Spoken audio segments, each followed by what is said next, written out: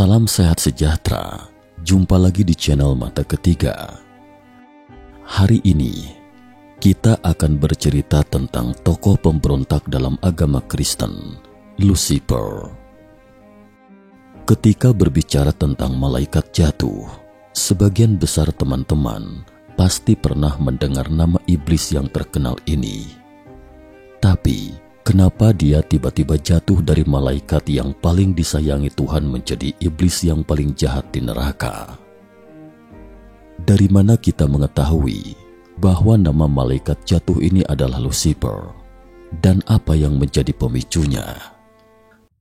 Berikut mari kita telusuri sejenak tentang tokoh pemberontak Lucifer, sang malaikat jatuh.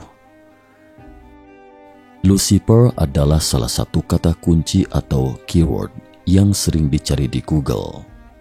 Banyaknya film horor dan juga adanya perayaan Halloween yang identik dengan makhluk kegelapan itu. Di antara sekian banyak malaikat ciptaan Tuhan, Lucifer adalah malaikat tertinggi, terpandai, dan tercantik.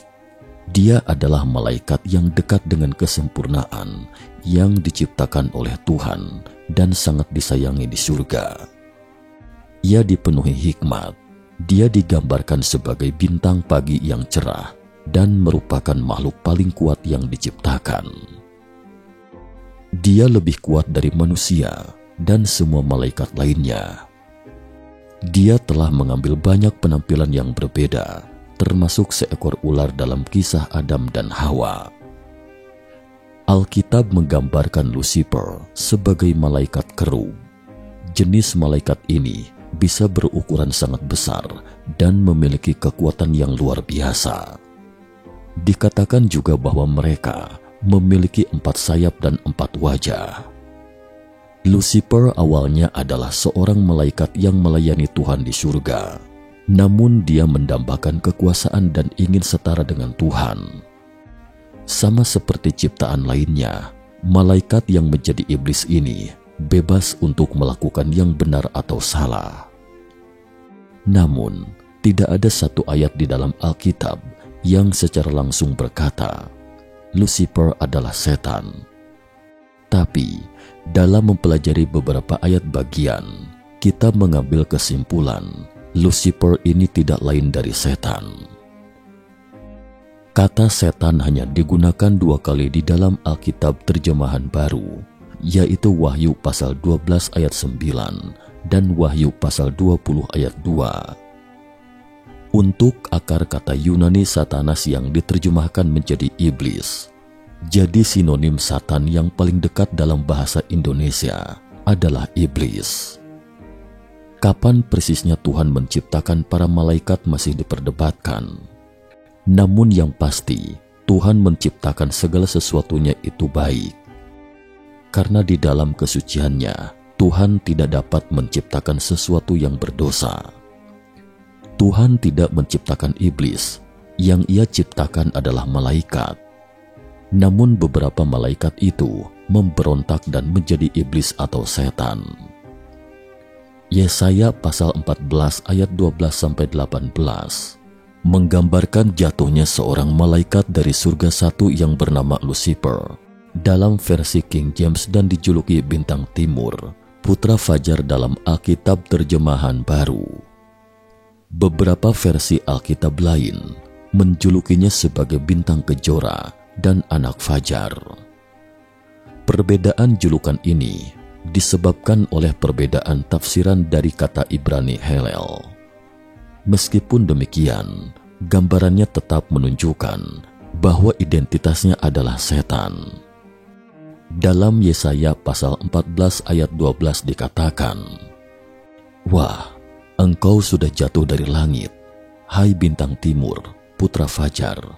Engkau sudah dipecahkan dan jatuh ke bumi, hai yang mengalahkan bangsa-bangsa.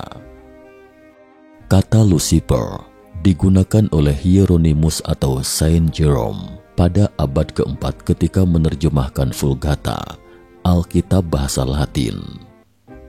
Ungkapan Ibrani Hailel ben Shakar, Hailel adalah kata Ibrani untuk bintang timur alias planet Venus. Sedangkan Ben Shakar secara harfiah adalah anak atau putra fajar. Naskah Masorah Ibrani hanya menulis Hailel dari kata halal, memuji. Dalam ayat itu tidak dijumpai kata iblis yang bahasa Ibrani berarti Satan. Sementara kata setan dalam Indonesia hanya dijumpai dalam Perjanjian Baru. Tidak ada kata Lucifer dalam Perjanjian Baru bahasa Yunani maupun Alkitab Ibrani. Kata Lucifer adalah kata terjemahan, bukan kata dalam bahasa asli Alkitab. Terjemahan lain yaitu dari sumber-sumber Yahudi. Misalnya Hebrew Names Version HNV of the World English Bible juga tidak menggunakan kata Lucifer. Jadi jelas bahwa kata Lucifer adalah terjemahan dalam bahasa Latin digunakan dalam Vulgata, Alkitab bahasa Latin. Jika kita baca konteks Yesaya pasal 14 ayat 1-23, ayat tentang Lucifer ini mengacu kepada Raja Babel. Ada yang mengatakan Nebukadnezar, ada pula yang mengatakan ada Raja Babel yang bernama Hailel bin Syakar. Beberapa penafsir beranggapan bahwa ayat-ayat ini bukan hanya mengacu kepada Raja Babel, tetapi juga berisi acuan yang terselubung kepada iblis. Mereka menghubungkan hal ini dengan pernyataan Yesus Kristus di bawah ini.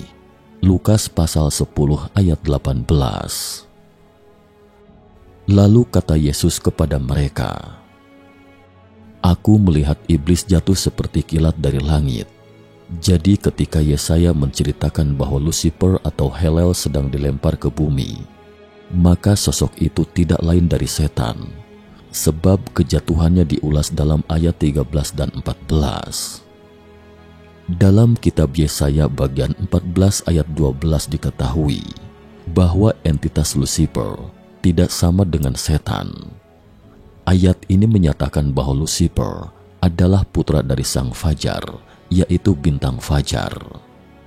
Dalam pengertian ini, entitas Lucifer disamakan dengan planet Venus yang julukannya adalah bintang fajar dalam tradisi Yunani kuno dan Romawi kuno.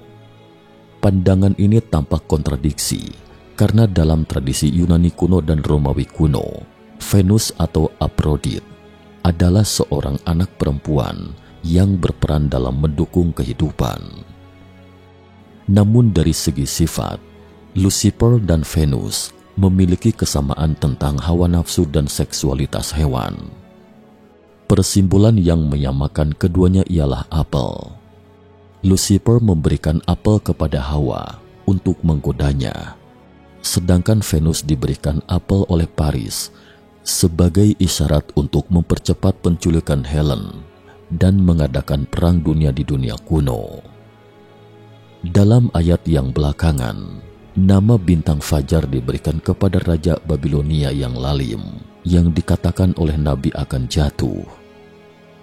Ayat ini belakangan kemudian diberikan kepada Raja Iblis, dan dengan demikian nama Lucifer kemudian digunakan untuk setan dan dipopulerkan dalam karya-karya seperti Inferno oleh Dante dan Paradise Lost oleh Milton.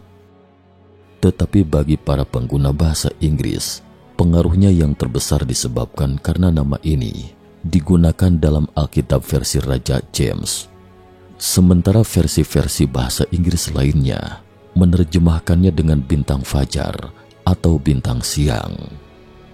Sebuah naskah serupa dalam kitab Yehezkiel pasal 28 ayat 11-19 mengenai Raja Tirus juga diberikan kepada setan, sehingga menambahkan gambaran lain kepada gambaran setan dan kejatuhannya yang tradisional. Dalam Yesaya pasal 14 ayat 13-14 dipaparkan bahwa malaikat yang menjadi iblis ini memilih untuk menentang Tuhan dan menghasut manusia untuk mengikuti Dia.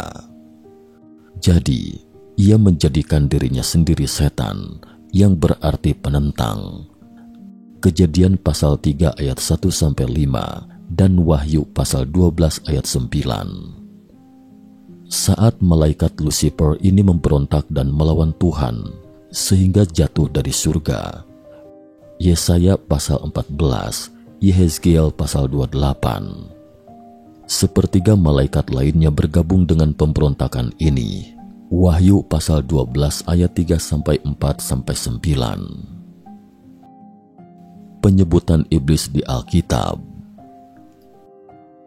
Lucifer dan Beelzebub adalah dua nama lain yang disebutkan dalam Alkitab yang seringkali dikaitkan dengan setan. Beelzebub atau Beelzebub adalah nama kontemporer untuk setan. Dalam sumber-sumber kekristenan dan Alkitab, Beelzebub adalah nama lain setan. Dalam demonologi Kristen, ia adalah salah satu dari 7 pangeran neraka berdasarkan pendapat Katolik mengenai neraka.